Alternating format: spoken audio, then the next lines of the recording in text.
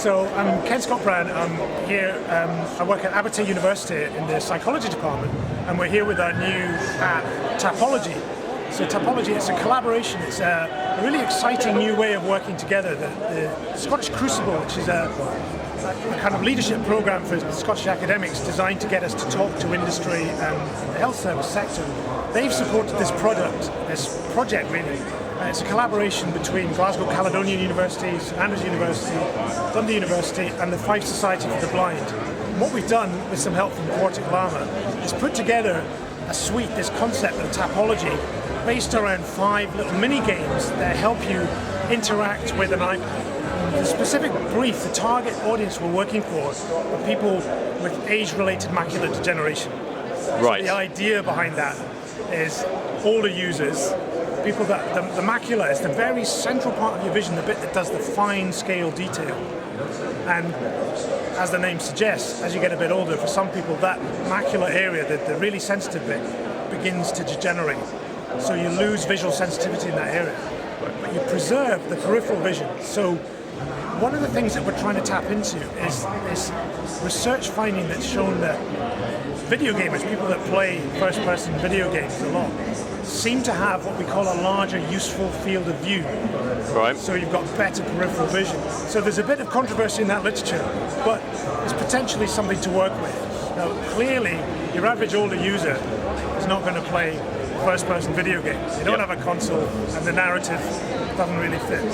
So the brief for this project team was to come up with something a bit more appropriate, something that's quite quick to play, easy to play, really simple visuals that you can play, but also visuals that work in the periphery.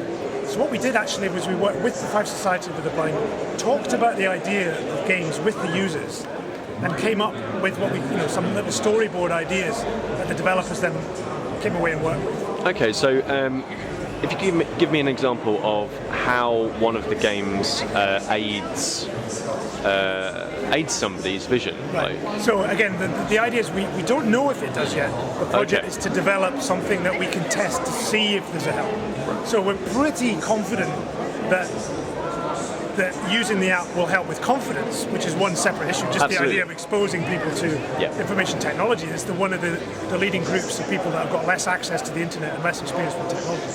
But when we think about visual performance, one of the things that you have to do with macular degeneration is learn to fixate, to hold your eyes steady in a single point. So I'm having to look very carefully at you and avoid the camera, for example. So by doing that, the more you do it, the theory is the better you get at it. So if you look at the card game that we invented, the cards, you look at the center, but then things appear in the periphery. So we're trying to help people. The best strategy for that game is to maintain your fixation.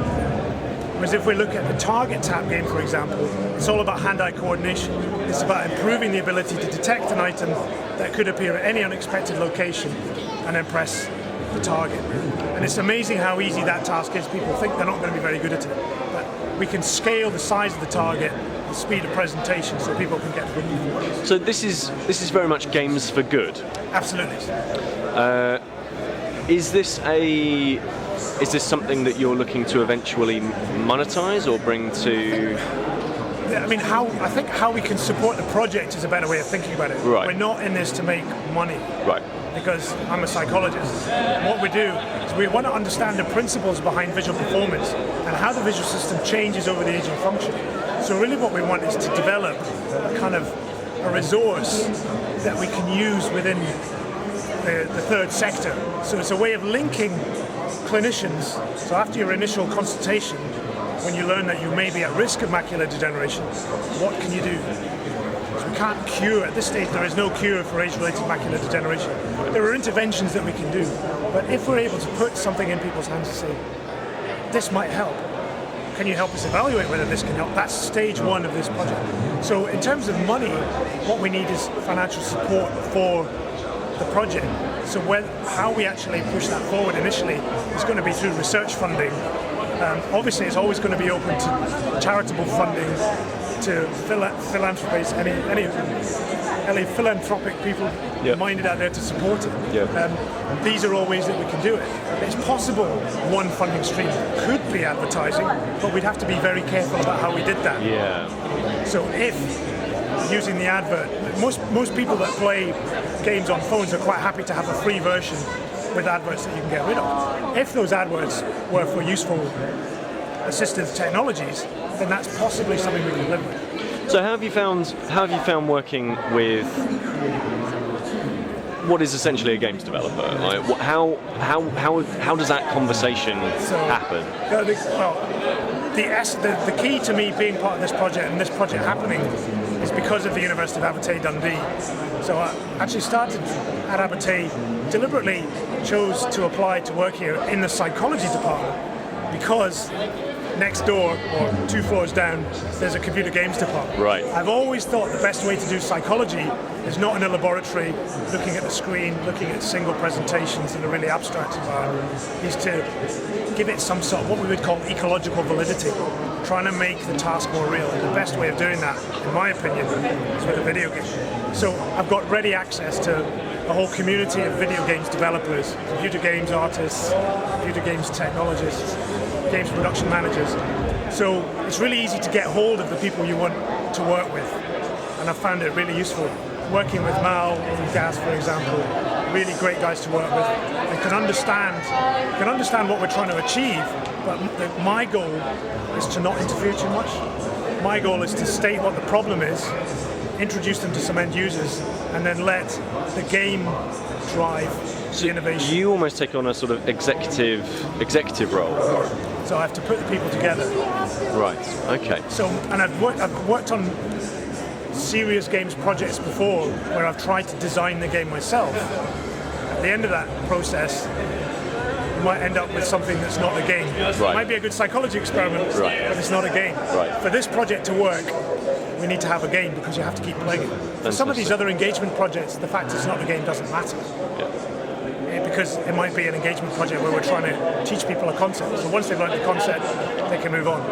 This has to be a game that you want to play again and again. Ideally, maybe play every day or every couple of days, maybe 5 minutes a day. But if we can get people to play it for a month or 2 months, then we can actually see if there's any measurable change in visual function. So obviously you want to get it out there, you want to get it into people's hands.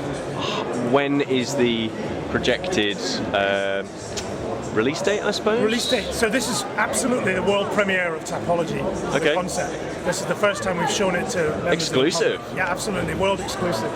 So what we then want to do is we're recruiting people to give us formal feedback, formal evaluation. We're going to take all of that on board, have at least one more, maybe 2 more design cycles, and then we're going to try, as I said, the emphasis on research. We're going to try and design a research project so we can begin to see which, if any of these game elements work. So the earliest you might see it on an app store would be late next year by the time we've done that work. It all depends on how and when we can get the research projects done and how long it takes to do them. The rate limiting step for us at the moment is the number of iPads we've got to do in-house testing.